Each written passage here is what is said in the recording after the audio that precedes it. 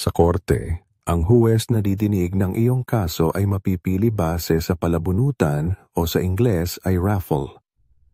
Ito ay para maiwasan o mabawasan ang tsansa na litisin at hatulan ka ng isang huwes na may pagkiling o sa Ingles ay biased.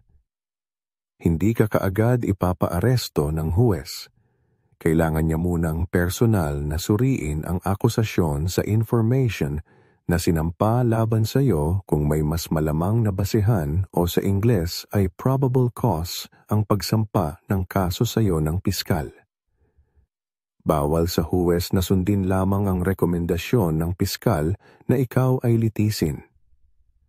Kapag mas malamang na may dahilan na ikaw ay nagkasala, ang papel na nag-uutos ng pag-aresto o sa Ingles ay warrant of arrest.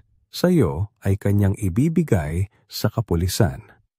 Ang papel na ito ang ipapakita sa iyo ng kapulisan sa oras ng iyong pag-aresto. Sa oras na ikaw ay naaresto, nasa ilalim ka na ng kapangyarihan ng korte o tinatawag sa Ingles na under the jurisdiction of the court.